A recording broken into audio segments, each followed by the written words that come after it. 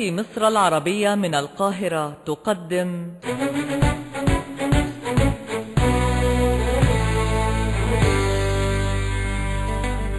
الفنان الكبير يوسف شعبان في رؤية درامية جديدة لقصة الأديب العالمي نجيب محفوظ.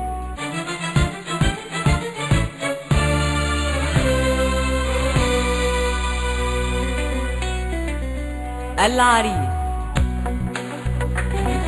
النجم طارق لطفي.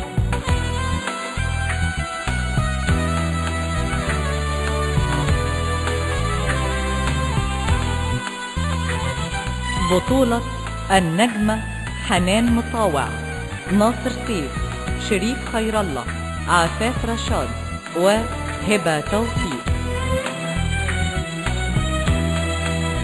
ضيوف الشرف: النجم أحمد ماهر، ياسر فرج، محمد محمود، صبحي خليل.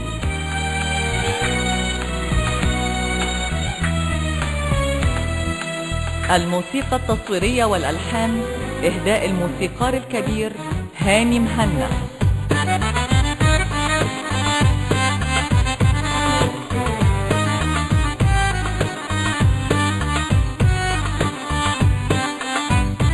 المخرج المساعد مياد عثمان.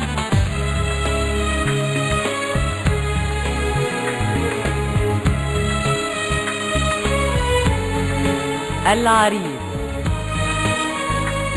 رؤية درامية وحوار فايز رشوان. إخراج علي عبد العال.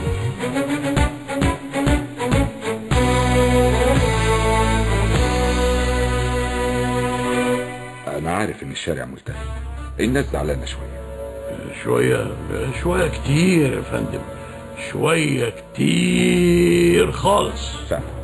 فعلا معهم حق، رغم إن الحكومة بتعمل نسبة نمو مش بطالة، لكن للأسف مش بيوصل نتائج للناس، عشان في حرامية في النص بين الدولة وبينهم. كفاية ملف الدعم لوحده، ده نموذج مثالي نفهم منه البلد ماشية ازاي يا فندم.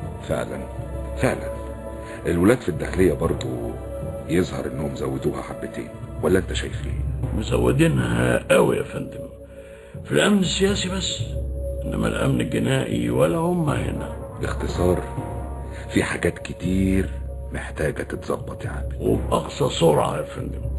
الشارع فعلا ملتهب زي ما حضرتك قلت بالظبط. انا قررت اغير الحكومة كلها. قرار في محله يا فندم، موافقك تماما، وشايفه قرار متأخر جدا كمان. معلش هنأخره شوية كمان. مش فاهم يا فندم. لو انا طلعت النهاردة واعلنت اقالة الوزارة هبقى بستجيب للناس. مش فاهم سعادتك يا فندم، ده مش عيب عشان حضرتك تخجل منه يعني. انت عارف يا عابد، لو ده حصل هيطلعوا كل يوم شيل ده، هات ده، لا بلاش ده، وممكن يفكروا يشيلوني انا شخصيا. اسمع، انا هستنى يدوب كام يوم لما الشارع يهدى. والشارع يهدى ازاي من غير قرارات تهديه يا فندم؟ ما تقلقش، الولاد بتوع الداخلية هيتصرفوا. وبعدين هيحصل ايه يا فندم؟ هطلع اشيل الوزارة واكلفك انت بتشكيل الحكومة الجديدة. انا؟ انت خبرة لا يستهان بيها يا عابد، بس مش ده اللي اخترتك عشانه. طب امال ايه يا فندم؟ انت محبوب في الشارع يا عابد، طول عمرك كده الناس بتحبك، رغم انك ما بتظهرش في الاعلام تقريبا خالص، لكن بتعرف تكسب الرأي العام عشان وضوحك وصراحتك ومواقفي كمان يا فندم. ما تصدقش نفسك بقى يا عابد، كتير من المواقف دي انا اللي كنت ببصيها لك، لكن مش ده المهم دلوقتي. انا بقى هستغل شعبيتك في الشارع، ومش بس كده، انا مجهز لك كام وزير في الحكومة الجديدة كلهم محبوبين زيك كده. انا متأكد ان بمجرد اعلان تكليفك بالوزارة الجديدة واعلان تشكيلها، الرأي العام هيهدى تماما، والمركب هتفوت من الدوامة دي وبدون خسائر. لا ما اعتقدش يا فندم. عابد، انت بتقول ايه؟ انا موافق اكون كارت ربحان لحضرتك تقش بيه، انما مش قابل ابدا احط تاريخي على المحك وابقى كارت محروق. كارت محروق؟ انت بتتكلم معايا كده ازاي يا عابد؟ انت لسه قايل بلسانك يا فندم. انا طول عمري صريح وواضح، عارف ان عمري ما حد من اللي حواليك كلمك كده عشان بيخافوا منك. هي دي بقى المصيبة. يا ريتك ما خوفتهم، يا ريتهم اتكلموا زي ما انا بكلمك كده. يعني هتقبل المهمة ولا لا يا عابد؟ عاوز ردك ودلوقتي حالا، انا ما عنديش وقت اضيعه. لو محتاج عابد ميري يا فندم هتلاقيني في خدمتك، لكن مش هبقى طرطور، مش هاجي على راس حكومة انت اللي تشكلها وتختار اسمائها مع الراجل الصغير لمجرد بس اني محبوب في الشارع.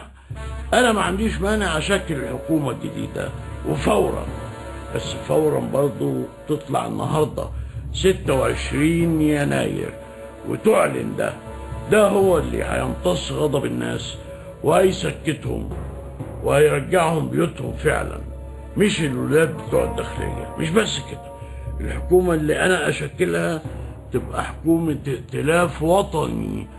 لازم ائتلاف دي تتحط قبل كلمة وطني، فاهمني يا فندم؟ كلمة وطني ما تتسابش كده لوحدها. لازم الحرامية اللي مانعين الدعم يوصل للناس يتحاسبوا، لازم كل الحرامية، المرتشين المحتكرين. لازم اجراءات استثنائية ترجع للناس الامان والثقة في بلدهم وفيك انت كمان شخصيا.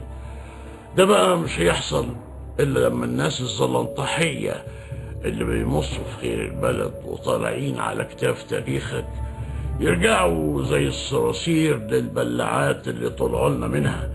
البلد مش عايزة مسكنات يا فندم، البلد عايزة حلول. مع السلامة يا عابد، الوقت انتهى. فدي معك حق، الوقت انتهى فعلا.